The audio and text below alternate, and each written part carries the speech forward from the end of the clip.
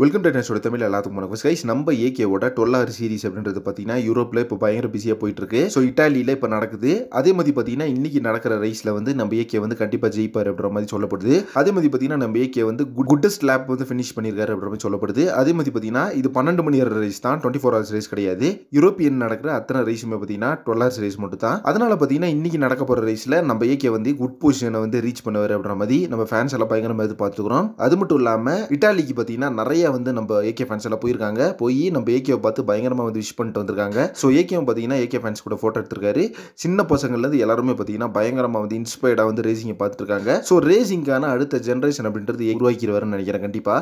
ஏன்னா அந்த அளவுக்கு பார்த்தீங்கன்னா இப்போ வந்து பயங்கர இன்ஸ்பயராக வந்து நம்ம ஏகே ஃபேன்ஸ், நம்ம கிட்ஸ் ஏகே ஃபேன்ஸ் கூட பார்த்தீங்கன்னா அந்த ரேசிங் அப்படின்றதுல அந்த அளவுக்கு ஒரு ஆர்வம் செலுத்திட்டு வராங்க அப்படின்றது உண்மையான விஷயம். இப்போ பார்த்தீங்கன்னா இந்த ரேசிங்கான அந்த விஷஸ் பார்த்தீங்கன்னா நிறைய பேர் வந்து பண்ணிட்டு வராங்க. பொலிட்டிஷியன் சைடாக இருக்கட்டும், அதே மாதிரி ஃபிலிம் இண்டஸ்ட்ரி சைடாக இருக்கட்டும். நம்ம தலைவர் சூப்பர் ஸ்டார் ரஜினிகாந்தும் பார்த்தீங்கன்னா இன்னைக்கு நடக்க போகிற ரேஸில் வந்து கண்டிப்பாக வின் பண்ணுவீங்க அப்படின்ற மாதிரி அவரும் பார்த்தீங்கன்னா ஒரு ஹோப் கொடுத்துருக்காரு. அவரும் பார்த்தீங்கன்னா இப்போ ட்விட்டர் பேஜில் வந்து அவரோட ஒரு விஷயத்தை பார்த்தீங்கன்னா ஷேர் பண்ணிட்டு வராரு. அதே மாதிரி இன்னும் நிறைய செலிபிரிட்டிஸ் பார்த்தீங்கன்னா அவர் விஷ் பண்ணிட்டு வராங்க. ஏற்கனவே பார்த்தீங்கன்னா நடந்த ரேஸில் நிறைய செலிபிரிட்டிஸ் பார்த்தீங்கன்னா ரேஸ் பார்க்கவே போயிருந்தாங்க. ஆனால் இந்த டைம் வந்து அவரோட ரேசிங் செஷன் அப்படின்றது மாறி மாறி வேறு வேறு நாட்டில் நடக்கிறதுனால அவங்க பார்த்தீங்கன்னா சில பிஸி ஷெட்யூல்ஸ்னால வர முடியறதில்ல. கண்டிப்பாக பார்த்தீங்கன்னா நம்ம ஏகேவோட அந்த ரேசிங் அப்படின்றது ஃபர்ஸ்ட் ரேசிங் ஸ்டார்ட் ஆனப்போ எல்லாருமே வந்திருந்தாங்க. எல்லாருமே வந்து பார்த்து பயங்கரமாக என்ஜாய் பண்ணியிருந்தாங்க.